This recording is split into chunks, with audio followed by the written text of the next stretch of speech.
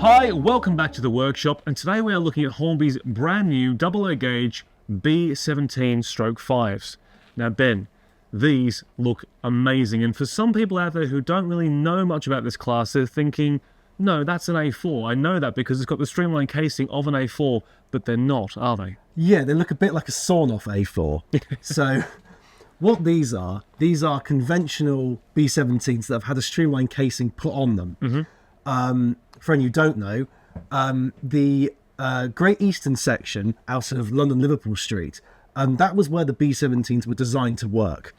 Grizzly always built locos for lines, and he built the B17s for that purpose. The Great Eastern has some quite severe weight restrictions on it. For that reason, the larger Grizzly Pacifics, the A1, the A3, the A4, they were barred from the route. So that's where the B17s come in. Interesting. Now, the LNER wanted to train kind of in vogue with the Flying Scotsman, the Coronation, the West Riding Limited, and the Silver Jubilee, those really prestigious high-speed trains.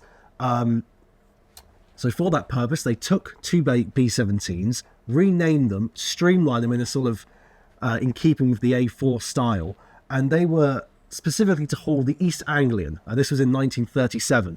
Unlike the A4, this is it's basically for publicity. It's a publicity stunt. It's just cosmetic.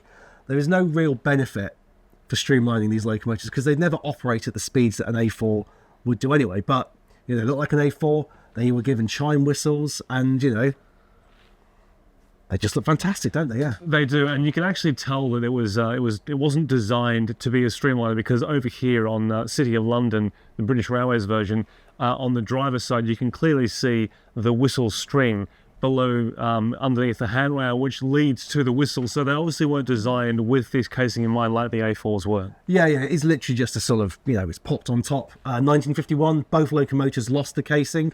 So yeah, both locomotives were returned to original condition. They lost the balances, they lost the chime whistles, and eventually they just lost the streamlining and were returned back to normal condition. It is a very interesting history, and of course there were only ever the two of them done, wasn't it? Yeah, just the two of them. Basically the same. Here we've got East Anglian kind of as it appeared in 1937. So you've got this amazing apple green, which I think looks great on a streamlined locomotive. It does, especially with the lining on the valances as well. I think that it looks just magical. Yeah, and on the tendon on the wheels, it's a really smart livery. I think it suits them very well, but I also think that unlined black, the sort of, post-war austerity look, I think suits them very well. I agree with you. I mean, because if you look over here at City of London, you can see all the wheels, all the motion gear, and let's face it, one of the appeals of steam locomotives is actually watching everything in motion. Now, obviously, these are the two locomotives that were in this condition. These are the two variations.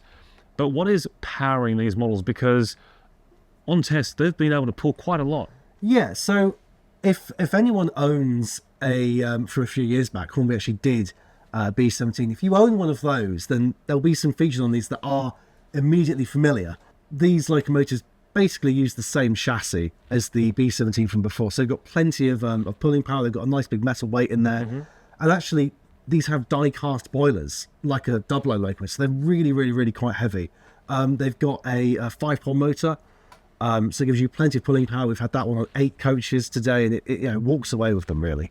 It really, really does, and even just on slow speeds, it just glides along the track. They really are very, very powerful models, and of course, they do look incredible as well. So unlike some of the more newer models that we're seeing these days, which are a steam generator fitted, or they can come with DCC fitted with, say, the triplex system, these two models are only DCC ready, aren't they? Yeah, they're just DCC ready, and as I mentioned previously, because they use the previous chassis, there are some more modern features that we're missing. So it doesn't have the plug-in tendon connection like we've seen with the A4 and the P2. It doesn't have a firebox flicker. And yes, as you mentioned, you can only buy these DCC ready. And yeah, Hornby are currently working on a HM208 DCC sound profile for the B17/5. Wonderful. Well, importantly now, Ben, when are these wonderful models available and how much they're selling for? So if you want a B17/5, you can go and buy them right now. They're in the shops, and they retail for £274.99. Well, look, if you are a fan of the LNER and you have a small soft spot for any form of streamlining, then the B17/5s we have over here could very well be for you and your layout. You can read a full review of these models written by Ben over here in HM208, our October 2024 edition of Hornby Magazine, and you can see much more on keymodelworld.com. In the meantime, though, thank you for watching, and we'll see you next time.